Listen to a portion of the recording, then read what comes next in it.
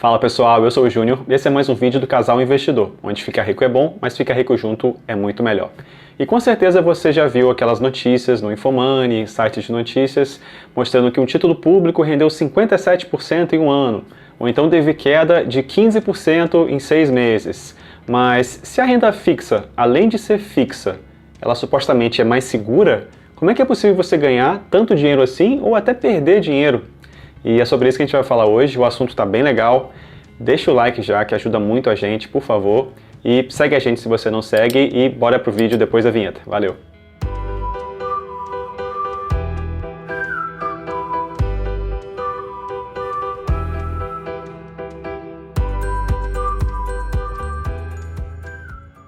Pessoal, como é que é possível você ganhar 30% ao ano, 50% ao ano no Tesouro Direto?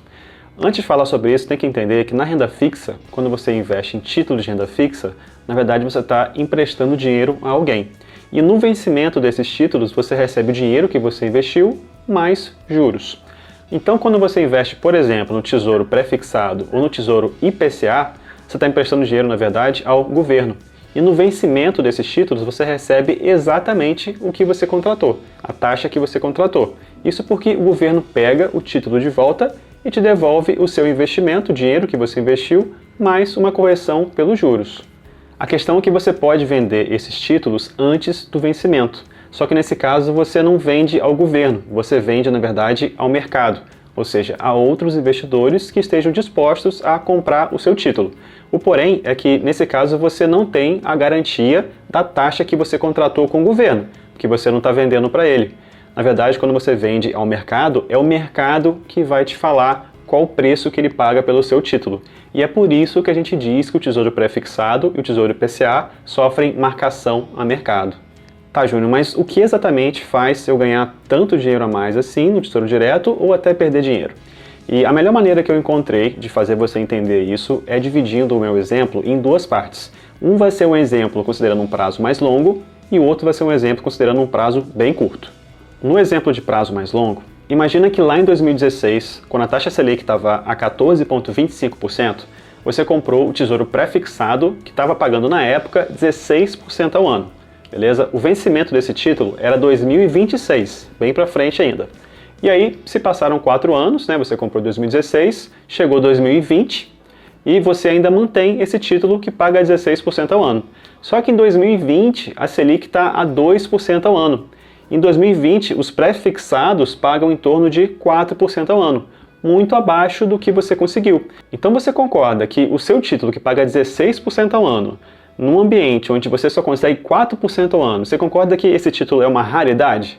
É tipo aqueles caras que têm um carro da década de 50 que não se fabrica mais, é uma raridade, e se ele vender esse carro para colecionadores, eles vão querer pagar um dinheiro muito alto. Querer eles não vão, mas eles vão ter que pagar um dinheiro muito alto porque o carro é raro.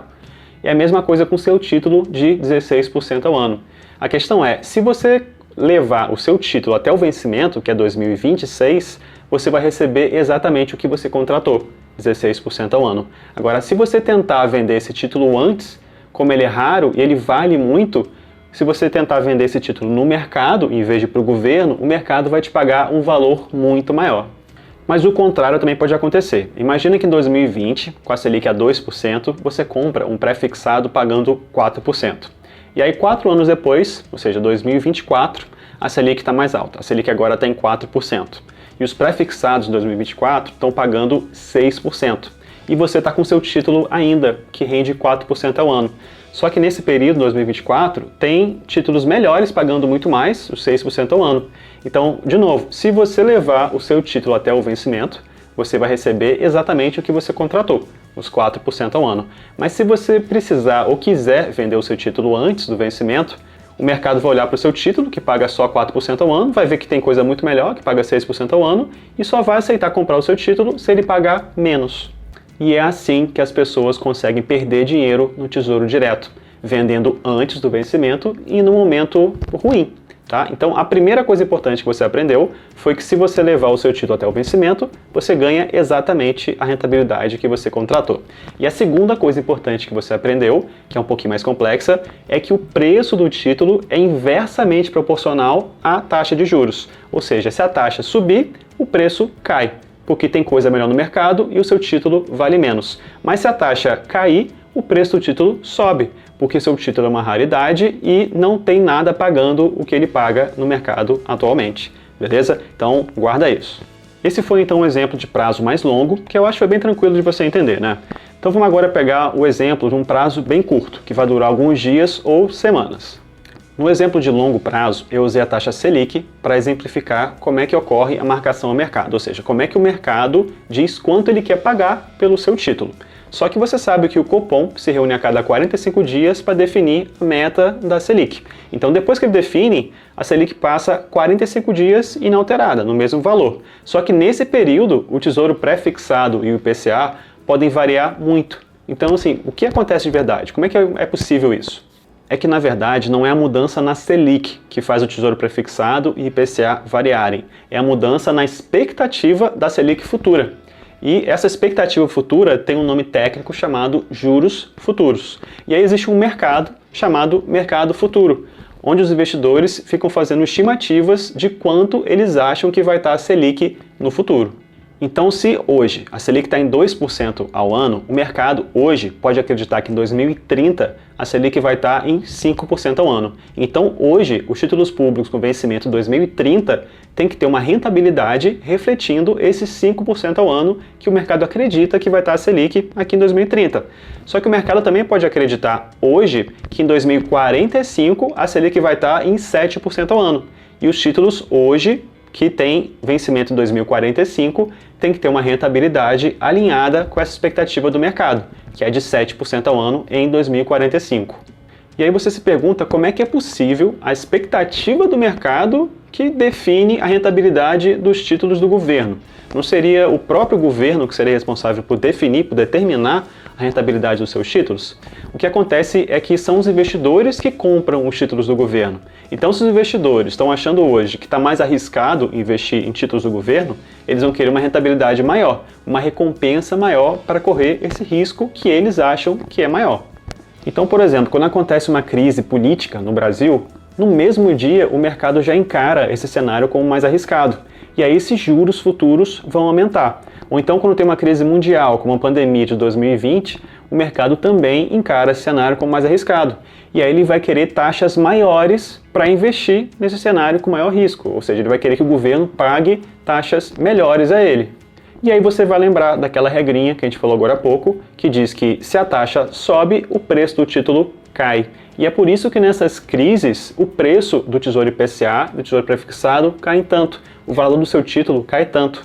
E aí as pessoas, sem entender esse mecanismo de marcação ao mercado, ou seja, como o mercado determina o valor do seu título, as pessoas vendem com medo, porque caiu muito, elas tomam um susto e vendem. Só que você não vai fazer isso porque você aprendeu aquela segunda ideia, que se você levar o seu título até o vencimento, você ganha exatamente o que você contratou, ou seja, você não perde dinheiro, beleza?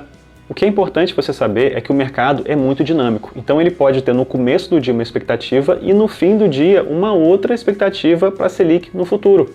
E aí no dia seguinte tem uma terceira expectativa e na semana seguinte tem uma quarta expectativa diferente. Isso porque o cenário político, econômico, nacional, internacional varia de um dia para o outro. Pode acontecer uma notícia hoje que impacta o mercado positivamente ou negativamente. E aí essas variações permitem que algumas pessoas especulem no Tesouro Direto, com o Tesouro IPCA e com o Tesouro Pré-fixado. Ou seja, quando tem uma situação de risco, as taxas sobem e o preço dos títulos caem.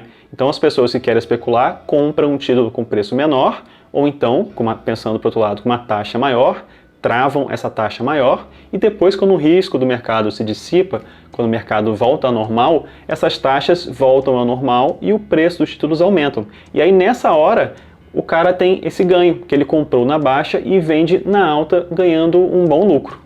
E eu não quero entrar tanto nesse detalhe da especulação, mas o tamanho desse lucro depende de dois fatores. Um é o vencimento do título e o outro é a intensidade da variação do mercado, o quanto essas taxas oscilam. O que eu quero dizer é, o título mais longo ele é mais sensível que um título com vencimento mais curto. Ou seja, um IPCA que vence em 2045 vai ser mais sensível que um IPCA que vence em 2026. Ou seja, essas oscilações do mercado vão causar um impacto muito maior no IPCA de 2045, fazendo ele subir mais ou também cair mais. E o segundo fator que eu te falei é a velocidade, é a força da oscilação do mercado. Se o mercado cair mais forte, esses títulos variam mais forte.